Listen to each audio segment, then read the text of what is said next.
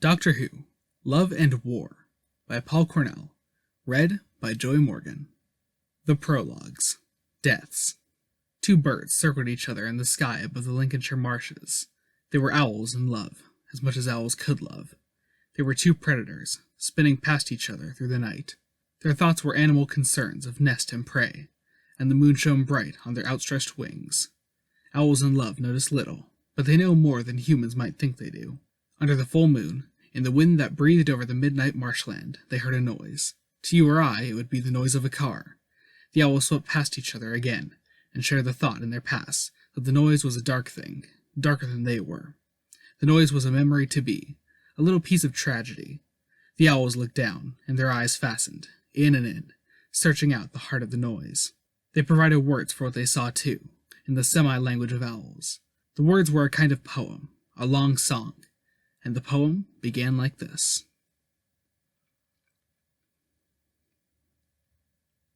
Long ago, when love was real, an orange Allegro screeched around a corner, throwing up gravel on the single-track road. Its headlights caught a rabbit on the verge, and the animal hopped back into cover. In front of the car, the road split into three, and there was no signpost. Wavering slightly, the speeding car shot up the middle path. "How'd you know that was the right one?" shouted the woman. "I didn't," called Julian, laughing. "What's on your map, Ace?" "A load of nothing." "We're getting there, then." There had been this road on the map that headed out towards the sea, and then stopped. Not in a town or anything, just stopped dead. Julian had shown up outside the school gates that morning, and thrown his L-plates at Ace. She was Ace by then, of course, developing that Ace frown that was starting to push her friends into two groups, the ones who wanted to walk over the line and the ones who wanted to walk away. She was 15. Julian was a lot older. He'd been over quite a few lines and walked both ways. Ace liked him loads, like he was an older brother. They'd shoved on a Bowie tape and driven north, eating at a motorway service station and wandering around Lincoln Cathedral, talking. When Ace was on the point of wondering if they'd be calling the police at home, or if they'd noticed she'd gone, she'd spotted the road to nowhere. It stopped, out in the middle of a void on the map. Of course, she had to see what was out there. The flatlands sped past the windows, September winds whipping into the car. Standing on top of a bluff near Scrane End, Ace had smelt a terrible approaching cold in that wind, and shivered. She was too young to feel so bad, she thought. If you ran at that cold, if you ran and ran at it, holding your arms wide like you were a leaf launching into autumn, then maybe you could turn the horror into some kind of experience. You didn't have to be sad about the seasons. Lights were approaching in the distance. Julian glanced at Ace and scrunched up his face in that way of his. "Whatever's out here is very bright. Maybe it's a spice ship." "You wish. Let's find out." "You always do that, don't you? Jump in and have a go?" Julian shrugged. "You have to live before you die." The first clump of earth dropped onto the coffin lid. Ace blinked in the summer sunlight.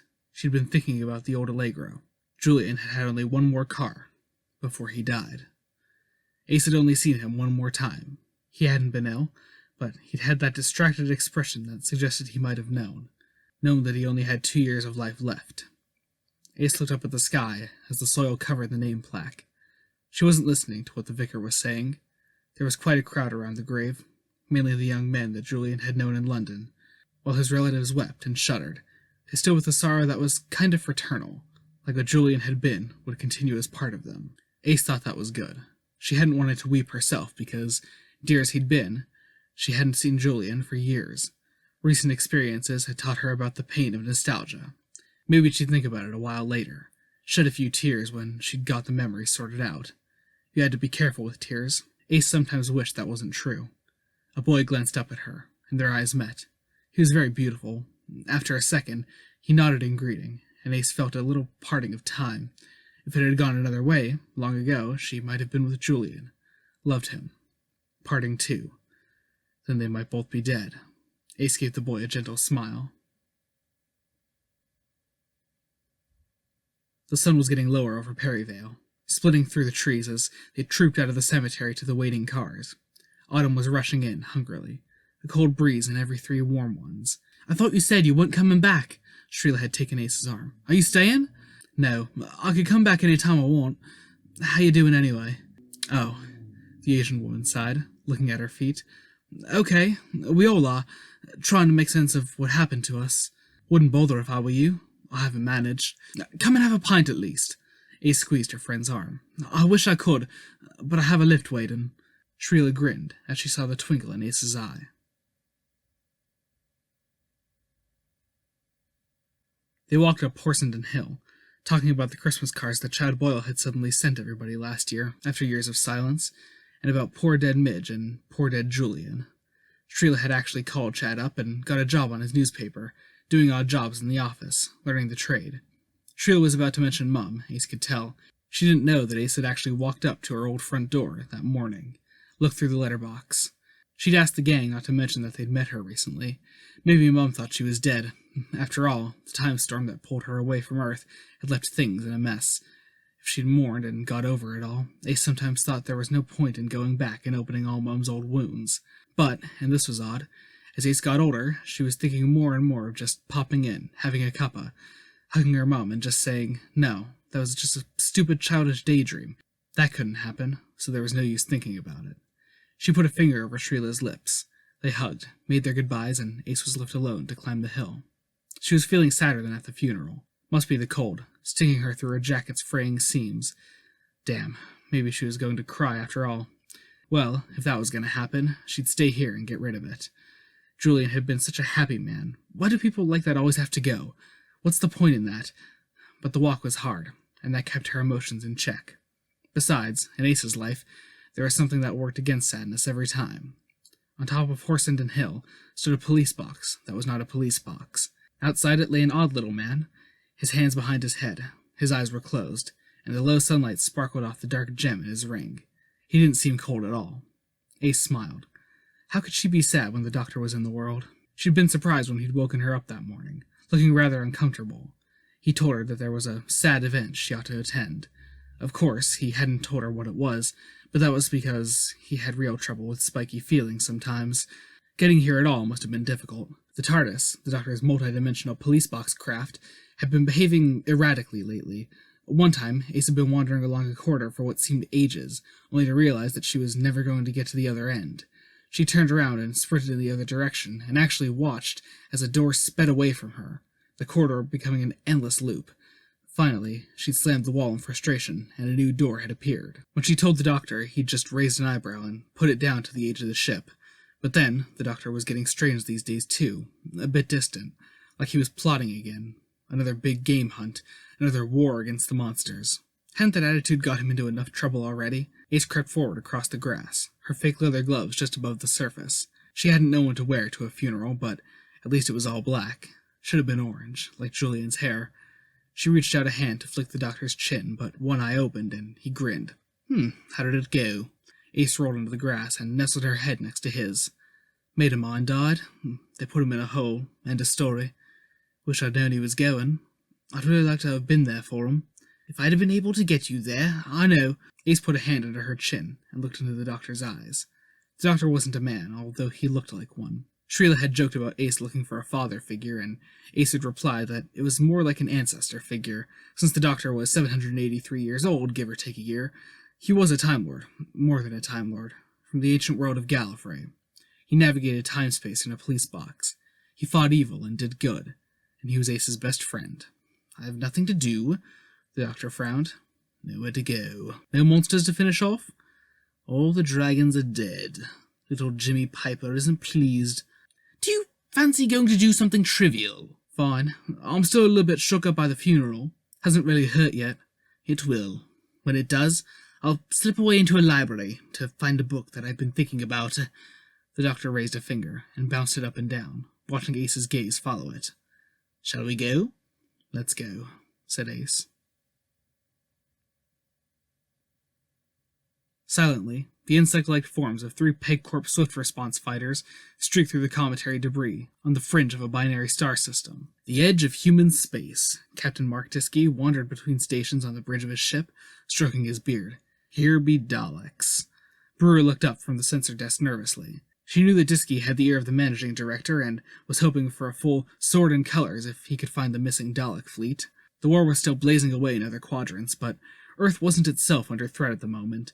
So, an individual captain with an urge to travel, well, he could go far. Rumors persisted that during the Battle of Alpha Centauri, when a small squadron of Silurian, Brewer checked herself. They like to be called Earth reptiles now. Vessels had seen off the main Dalek force. A whole fleet of the tin monsters had vanished into hyperspace. They were almost a legend now. It was a mark of Diskey's reputation that he had been given such resources to locate them. Personally, Brewer hoped that he wouldn't. Full sweep reveals nothing, sir. May I point out that, at this range, we are in danger of Sontaran interest. Nonsense, Kate. They're busy in the Megalanic cloud. I just hope the Daleks have fallen foul of them. We'll do a reconnaissance on the solid worlds here. Then, Benson, we'll warp out 2 more systems, so have a course ready. Diskey settled back at his command post and flipped open the heavily bound leather volume that was his log. Pulling the quill from his belt, he made a note. Half those notes, thought Brewer, were just dashes, a nervous habit made into an official pose. The book had been a gift from the MD, of course.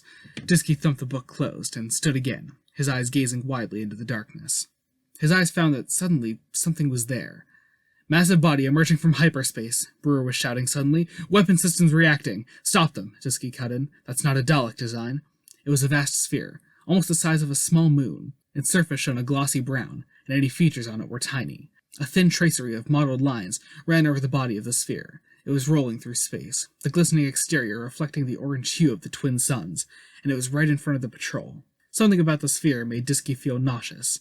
Battle stations anyhow, he murmured. Give me a rundown on what that thing's made of. Not responding to our messages, the comm officer called. It's not emitting at all. It's made of organic material. Brewer glanced up at Diskey. Alive? The captain frowned. Not possible. Not alive, sir. There are standard life processes going on inside. But the surface... Brewer bit her lip. That's dead skin. Diskey spun to ask the science station if anything like this had ever been encountered by humans before. The answer would have been in the negative, but before the question could be asked, a shout came from the navigator. Sir, look at this!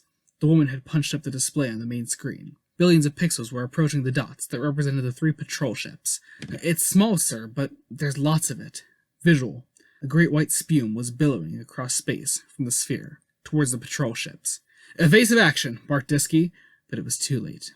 They were inside the cloud. The vision screens blazed and gave out as the external sensor pods failed. We're covered, sir. There's... A low concussion sounded from deep in the ship. For a moment, a silent horror swept the faces of the bridge crew. Then they grabbed for emergency oxygen lines. Clasping his to his face, Diskey shouted, Which lock? Science pod lock. The helmsman was frantically running a systems check. Vital signs down for... it's blood. 6 engineers. The whole lower deck is out. Any leakage here? Wait. No. The crew dropped the masks and started running through emergency routines. All sensors dead, Brewer reported. Full reverse. We'll run away. Tail the other ships if you can, Hussein. At the rear of the bridge, the airlock panel bleeped. Diskey spun round. The sound meant that someone was coming through to the bridge. Shug, we've got this wrong. Small arms. We're being boarded. The crew snatched up their hand weapons. Diskey himself jumped behind the comm to take up a position aiming at the door. Brewer glanced at her panel. Sir, this isn't possible. The hull has contact monitors, and they're still working. We're swamped with the stuff, but hush! The lock slid open. A spacesuited figure entered, staggering. The nameplate on the suit said Carter. The bridge crew relaxed, some giving out laughs of relief. Carter was the chief engineer. The helmsman shouted that he was supposed to be dead. Diskey stood up, feeling rather foolish, and tucked his blaster back in his sash. Carter grabbed his own pistol and blew Diskey's head off. The corpse was catapulted into the comm, and the crewmen dived aside, small explosions spurting on their desks. Brewer fired twice, heart and abdomen. So did the rest of the armed crew. Carter's body stumbled backwards as bursts of high-energy light sliced through it, flesh blasting off it in clumps. An arm spiraled off in a burst of ash and heat, and then he fired back. The weapon was set to automatic. An arc of blue fire danced along the control boards, slicing officers where it touched them, severing limbs and heads, boiling away blood and muscle. Shots still hitting him. Carter carefully mowed down the opposition. Clouds of steam and body fluid filled the cabin.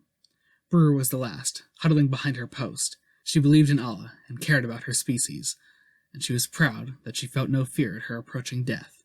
As Carter's blast reduced her instruments to molten slag, she shot away his joints, his faceplate, his genitals, his chest. The fatal shot took her straight between the eyes, and for a tiny second she was glad. Then her corpse slapped backwards into the panel and lay still. The thing that had been Carter paused for a moment, inhaling the slaughter. Then it staggered to the weapons post, its body synapses failing. Jerkily, it reached out for a control. The missiles struck the second ship in the fleet, Blind as it was, without warning, the explosion bloomed for a moment in the silence, and the ship was gone. Tiski's ship turned slowly, and faced the remaining craft. Its engines flared for an instant, and then the two vessels touched. The second explosion lasted an instant longer than the first had. The sphere, alone once more, paused to consider the situation. Then, with a sense of pleasure, it began to roll slowly through space again.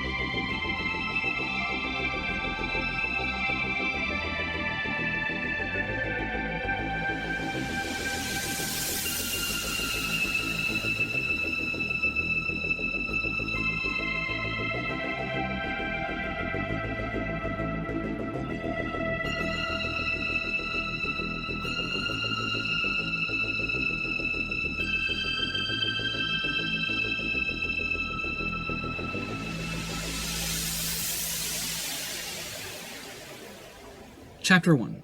Heaven's Gate. The world was heaven. Sharanka Hall had called it that when his Deep Space Incursion Squadron had sheltered there from the pursuing Draconian fleet. The place was way offline, in a system halfway between the ever-growing dragon and human protectorates. It was a place to hide. His crews had wandered through the grassy plains, marveled that there were no predators, and made themselves comfortable under the grass arches of some long-lost race. It had actually reminded Hall of a book he'd read a long time ago. He thought of calling the place Sennacherib, except that would have been a private joke, and Hall, having wandered long and alone in the meadows himself, wanted everybody to know about them. So he called it Heaven in common tongue, which meant that the translation fitted with whatever your own particular version of bliss was. The High Command hadn't liked that much. They hadn't liked it either when Hall, once the Dragon Wars had ended and the two species were united against the Daleks, walked into the Draconian embassy and told the ambassador about Heaven too. The ambassador was old Ishkavar, the great peacemaker, pride of 1,000 eggs. He and the President of Earth were working on a deal then, as they always were, and Ishkavar was worrying about it. One night, he woke from a dream, because dragons do dream, and realized what the missing element was. He called Madam President up in the middle of the night, and actually woke her up, and laughing in his draconian way, told her that he knew what they both could do. The key was a world called Heaven. Heaven was to be the edge of Empire, the peacemaker explained, a place that both sides would love to be able to visit, but neither really needed very much. It had no mineral wealth, no tactical value, not even the Daleks would want it. It was simply beautiful. What if the two great powers were to take joint possession, declare Heaven an open world, and use the place to bury their dead? The President was amused. Years later, during a lull in the fighting, the leaders of the two powers met one glistening summer morning on Heaven. The grass was blowing lightly in the warm breeze, and small herbivores were gently chewing the cud. The Emperor and President signed several agreements, she wearing the ceremonial robes of an honorary prince. Members of their entourages sighed and sneaked off to lie in the sun and fall in love. War made any calm planet into heaven, but this one seemed suitable for the name. Before he died, Ishkavar wrote, "If I may be allowed to be a prophet, I believe that heaven was given to both our peoples deliberately. There is a purpose in the giving, and a purpose that we may not discover for many years. I believe that purpose is a good and just one." In a typically draconian manner, Ishkavar was both right and very wrong. Ace wandered through the corridors of the TARDIS, more carefully than she once would have done, staying in the areas that she knew well. It was night. The TARDIS was traveling towards its new destination, and the low lighting of the walls would occasionally give way to patches of darkness. It was still good dark, at least. Under the bedclothes dark, somewhere to feel safe. Sometimes, when she felt bad in the past, she had come upon a room full of books, or the gym at a place, as if the Timecraft had known what she needed and put it there. Well, it was no surprise that it didn't seem to know this time. Ace wasn't sure what she was after, either. It was just one of those nights, the tail end of the wrong time of the month, when there was nothing to do but walk. Ace stopped and leaned against the wall, feeling the warmth of it with the palm of her hand. The roundels meant something like home now. When you thought about it, that wasn't great. Just the other day, she had wanted to ask the doctor to take her back in time to see Julian again. She hadn't asked because she'd know what he would have said, that you can't go back, that things have to be said in the here and now. He'd once told her that the first law of time was a moral law as well as a legal one. The Doctor broke it all the time, of course, stage managing his battles with monsters, but still, Ace thought she could have done it nicely. She would have just had a day out with Jules, gone to the seaside or something. It would have been a bit sad, but okay. She could at least have kissed him and said a proper goodbye. Kissing Julian had been great. It had happened once, outside Ace's house. It had started off as a brotherly peck, and turned into a full-blown snog. Julian had run off, pretending that he'd seen the curtain twitching. The truth was that he'd already decided what he wanted. Ace sighed, and ran a hand down her face angrily. What was the point in knowing about grief if it didn't help you get rid of it? And why couldn't she just sit down and remember it all, and let it all flood past? Still, it was a long time since Ace had been kissed. The thought gave her a small smile. Professor Bernice Summerfield awoke with a start, sat up in bed, and laughed her head off. She quickly slapped a hand to her mouth. She better not wake up Kyla and Clive in the next tent. They'd been working flat out for days, bless them. Bernice's hand snaked out from her sleeping bag and located the clock. Well, it was 6-ish, still on Earth time, after all these years out here. Mind you, on Heaven, Earth time was fine because the planet had a 23-hour day. She allowed her head to drop back to the pillow and sighed. She didn't feel like sleeping. An Ellery Corp archaeology grant only got you so far, and time was running out on this one. Clive and the gang would have to be off to their various universities, and she'd have to find somewhere else to go. Somewhere far out. Somewhere she might find... Bernice killed the thought. That way lay madness. Right. Betty unzipped the bag and pulled out some sturdy trousers and a pullover. Tipping a few paper credits out of her boots, she quickly started to lace them. She opened the tent and strode out into dawn, rising over Heaven. Benny was 30. Much humor there, she remembered. Oh yes, this team of her had fondly taken the piss. Thing is, she didn't feel much different. Still a girl, still drinking too much wine and sighing a lot and keeping that stupid diary. She stretched her arms over her head and yawned. The endless download all around was green and quiet and lovely. It was still on the edge of dark, the green a sort of hint under the waves of retreating blackness. In the distance, a forest loomed on the horizon. The night creatures would be slowly retreating there, Benny reflected, curling up in burrows to avoid the dawn. The air was cool and crisp, and dew had formed on the grass. The first birds were chirping from their woodland nests, and against the deep blue of the sky, a pair of owls were slowly flapping their way home. Humans had brought owls to Heaven, and they liked it here as much as the people did. The tents were garish orange against the bulk of the hillside, but they weren't the biggest shock in the landscape. Benny was staring at that, as amazed by it now as she had been the first time. The arch. It stood, shining silver, flaring with the first touches of the sun. It looked newly poured, a vertical arc, 10 stories tall. Below it was the pit, the site of the dig, a hole dug out by the team, now supported by wooden slats and accessed by ladder. Benny was sad that such beauty had been spoiled to learn more about it. But to learn about anything, you have to break it. She smoothed back her short dark hair. "Nothing bad here," she murmured. "You only get good dreams on Heaven." The TARDIS ground into existence in a muddy market square, causing a flock of chickens to scatter, squawking. Ace stepped out first, pulling on her jacket and sniffing the air. Gorgeous. Lots of ozone and a warm purity that made you think of mineral water and new cotton sheets. "Come on out, Professor," she called back into the police box. "We're in a shampoo advert." Well, that wasn't really true. The square itself was muddy and filled with tents and stalls and tethered animals. It was only the sky above the place that made it look so fabulous. The sky was very blue, empty of all clouds and celebrating the rise of a big sun. The people of the market had reacted only slightly to the materialization of the TARDIS. They had turned their heads, shrugged, laughed and moved on. That, Ace knew, was an unusual reaction. The arrival of the Doctor's timecraft usually instigated panic, anger, and the approach of arresting officers. The Doctor stepped out, locking the door behind him and jamming his hat on his head. "Chickens," he said. He peered down at the birds as they scattered, smiling his halfway smile. That smile always made Ace nervous, because it wasn't his cartoon grin or his secret freak-the-enemy smile. It was a smile like the arrow on a decorative barometer. One Doctor was going in with the sun, another one was coming out, ready for the storm. The Time Lord squatted suddenly, took a handful of earth and sniffed it heartily.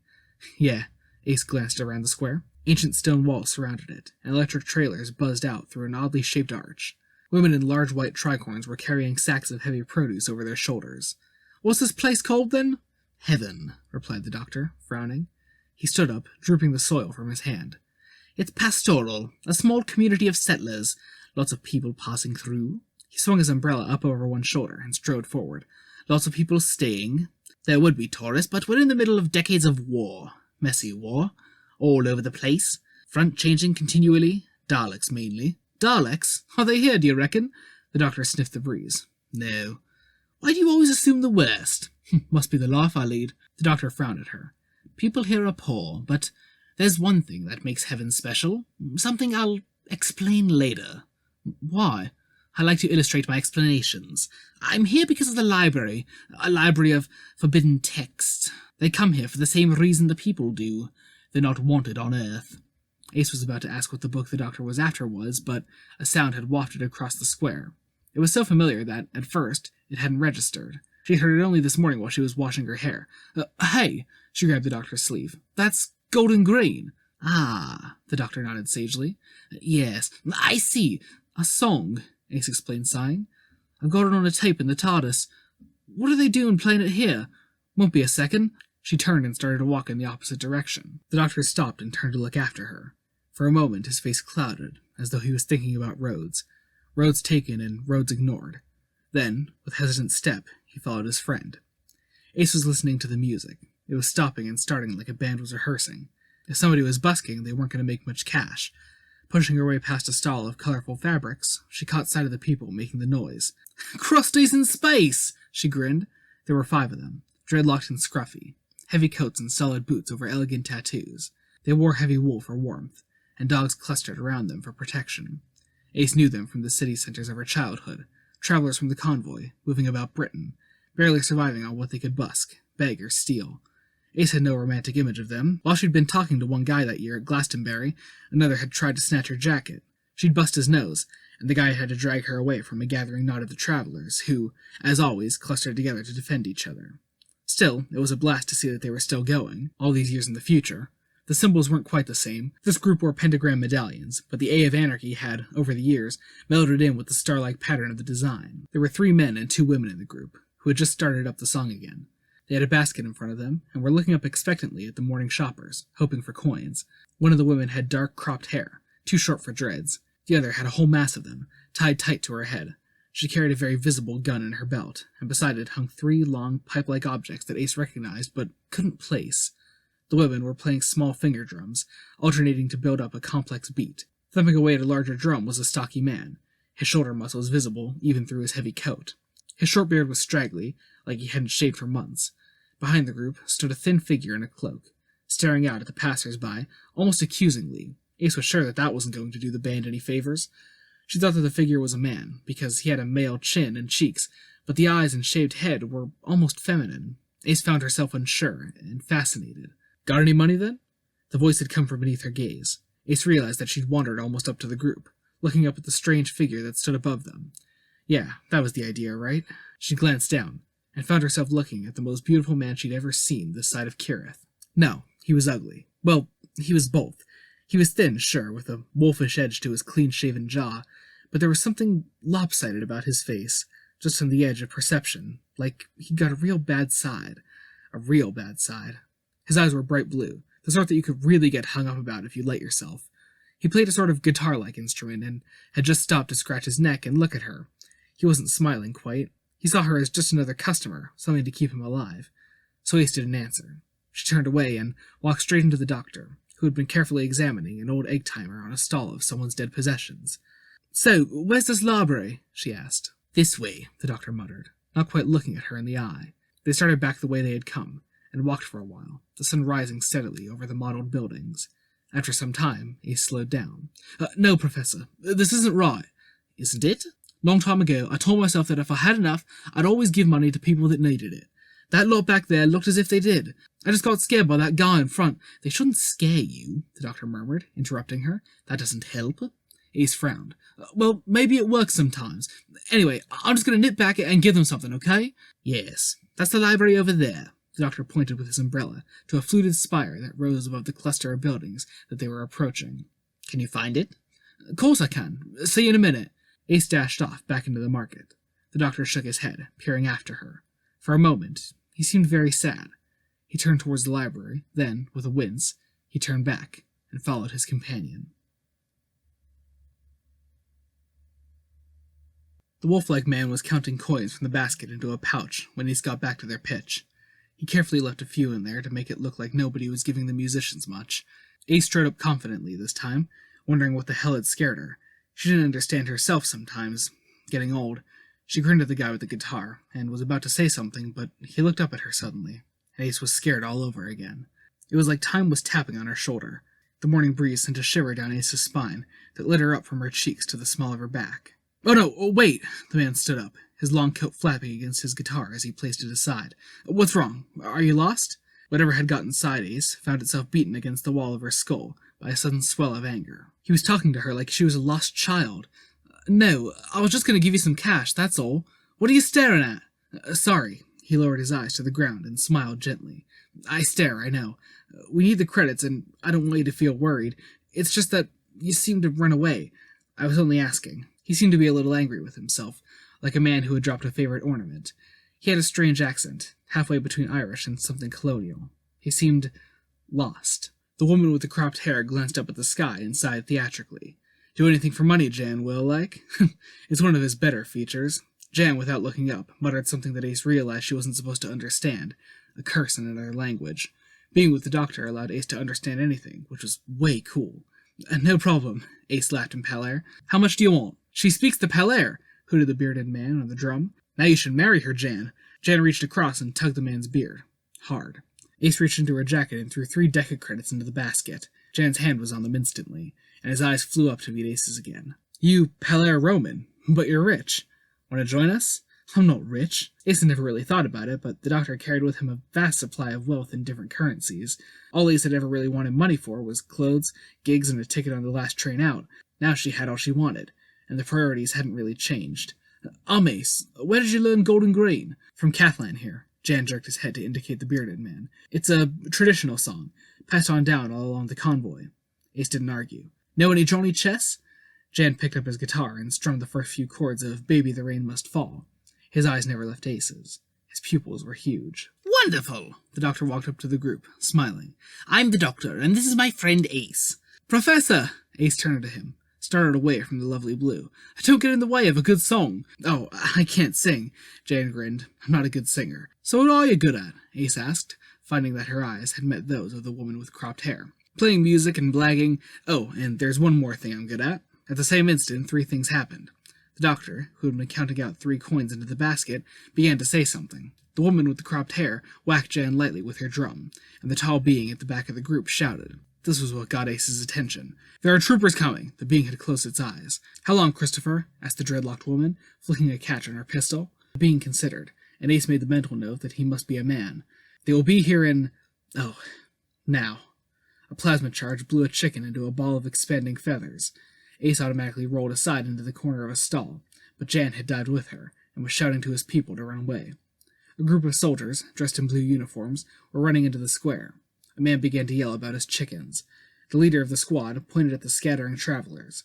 Blue blasts of light hissed through the air, turning pots and pans to ionized gas as they dove past a metalwork stall. "That's Kale!" Jan snarled into Ace's ear. "The mad spalleen! He'll take anyone's cash!" He grabbed her hand as if to run, but Ace wrenched it away. "So what have you done?" "Nothing. He just wants to turn us over, maybe get friendly with Rosha. I don't know. Find us, lass. I want to see you again." Biting his lip, Jan jumped from cover and weaved his way through the market. Peering up from under the stall, Ace could see that the market traders were shouting at the troops. Barrels full of vegetables had been overturned as the militia barged their way in. Ace caught a glimpse of the 2 women jogging, bent at the waist, away towards a side exit. The one with the gun had it pointed at an angle from her, ready to blast at anyone who got in the way. Christopher was walking imperiously towards the front gate, his robes and tall strength marking him out. Still, the guards didn't seem to notice, one even tripping over the being's foot, then jumping up and looking around in surprise. Jan was making his way along the wall, behind a rack of furs. Suddenly, the guard called Kale caught sight of him, and aimed his rifle. Ace shouted out a warning, but it was going to be too late. The guard aimed and was about to squeeze the trigger. Suddenly, his gun was jerked skywards. "You don't want to do that," said the doctor. "You haven't followed due process." Kale whirled, pulling his weapon from the doctor. "I could kill you right now," he shouted. "No, you wouldn't. Not in front of so many witnesses. Who do you work for?" "Operative Miller, you little..." "Who do you really work for? IMC? The Spinwood Corporation? The BBC? Can you remember?" The doctor stepped forward, walking straight into Kale. He noticed that a patch on the man's arm identified him as an IMC man. Guards were already clustering around, anticipating trouble. "Let me through," he told them, advancing. "I'm the doctor." "How do you..." Kale was blustering, afraid to meet the steely glare of the Time Lord. He stepped back and found himself retreating as the doctor kept on walking. He raised his gun to chest height. You can't shoot me. You can't arrest me. You're hollow. Run away. Cale opened his mouth, looking as if he was about to cry. Then he turned on his heel and strutted off. The other guards looked between him and the doctor, wonderingly. After a moment, Cale turned back and shouted, I'll let you off this time, but you better be careful in future. I always am, the doctor said, smiling to himself. The guards wandered off. The travelers had vanished. Ace emerged from hiding and leant on the doctor's shoulder. Well, confrontational, she grinned. Thanks. Yes, the doctor frowned. Now, shall we find that book? As they wandered towards the gate of the market, listening to the laughter and cheers of the stall keepers, Ace found an apple in her pocket. Maybe Jan had grabbed it from where they were hiding and stuffed it there. She remembered that he'd bit his lip when he left. That had to be because he was about to risk his life, right? Not about what he'd just said to her. Ace bit into the apple thoughtfully. The old man moved a book from one shelf to another and back. He stared at the spines and closed his eyes, raising a nervous hand to his mouth. It was as if some thought, far back in the dark of his mind, kept coming back to him. The sudden noise made him spin round, gasping. The doctor picked up the slim volume of Marlowe that he had dropped, and raised his hat in greeting. Hello, I'm the doctor. This is my friend Ace.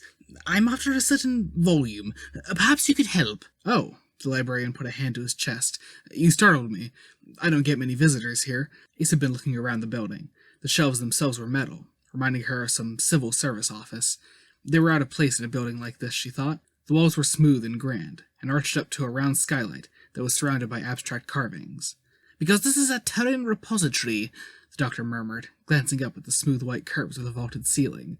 The Terran Parchment Library, in fact, funded by 6 corporations, and we're trespassing. The architecture, very dramatic. A suitable place for literature, especially literature that has to be sorted away from prying eyes. What's your name? The librarian blinked at the abrupt turn the doctor's train of thought had taken. Why, I'm Trench. Fian Trench. Why do you want to know? I like to know who I'm dealing with, the doctor said, glancing around at the high shelves of books. This place was built by the Heavenites, wasn't it? Yes, so they say. Well, I suppose it must have been.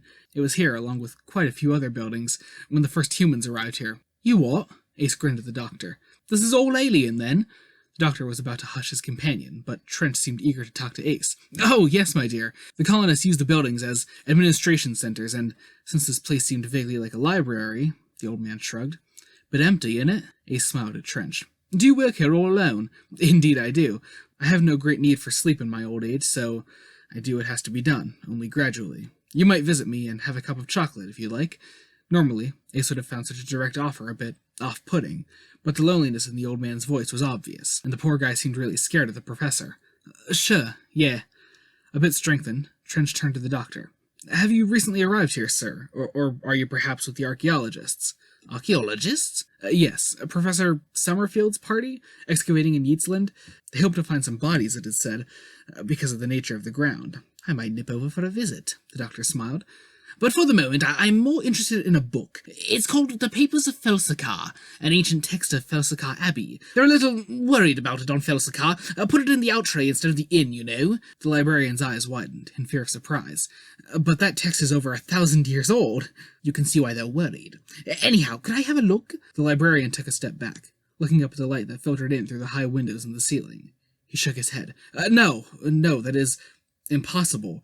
The text vanished a long time ago. Doubtless the travelers have used it as kindling. I'm sorry that your journey has been wasted. Oh, not at all. The doctor slowly replaced his hat on his head. I'll have to make my own inquiries. He grinned. Come on, Ace. The two companions walked to the door. Ace turned back briefly. Catch you later, she called. The librarian waved, weakly. After they had left, he leaned on a bookcase and gave a low moan of relief. Piers Gavinal stared at the sun until he had to look away. He took a deep breath, feeling the cold of the air in his lungs. He was shivering in the robe that Phaedrus had given him. Perhaps it was because of the weather. The tower of the Church of Vacuum looked out over the settlement of Joycetown. In the market square, Piers could just make out the blue shape of the TARDIS, but it didn't interest him. Very little did. It's time. Phaedrus stopped at the top of the spiral stairs and sighed. He was a thin, bearded man, his face weather-wrinkled and kindly. The robes of the church hung on him like a flag, his eyes full of faith. Oh, Piers, If I could spare you some of this, there's no need. Piers lay a hand on his old friend's shoulder. I'm determined, Phaedrus. I've made my peace with this world. Then come with me. There's nobody else here. I've cleared the room of all distractions. He let Piers walk before him down the stairs. I've been thinking about anesthetics. Piers shook his head. Please don't. Don't make this harder than it is. We've talked about this. We know what has to be done. Very well. Phaedrus pursed his lips and steeled himself. They walked down into the main hall of the church, and then through the door into the basement, where the big old wooden table was. Phaedrus and Piers had often argued over when they had first arrived on heaven, building the church with the help of their first converts. There was a final door then, the one in the cellar, where the frame was. Phaedrus paused at it. Step through the door, brother. The room at the bottom of the stairs was completely black, its only feature the upright metal frame. Beneath the frame was a shallow trough. Piers walked slowly towards the frame, and dropped the robe to the floor. His hands were shaking. Will you need the restraints? Asked Phaedrus, his tone level and controlled. No, I will not need them. Piers climbed onto the frame, and gripped the metal supports. I'm keeping my eyes open. I make this sacrifice gladly. Phaedrus fought down a spasm of fear. He had expected his comrade to talk of old times, to meander and go sweetly. It took great courage to launch straight into the ceremony, or perhaps it was the bravery of a warrior, leaping straight into the unknown before he could think about it. Have you considered the world and all that it is? Phaedrus asked it as a real question, half hoping that Piers would relent, would climb down, and... No, that was blasphemy. I have, Piers gasped.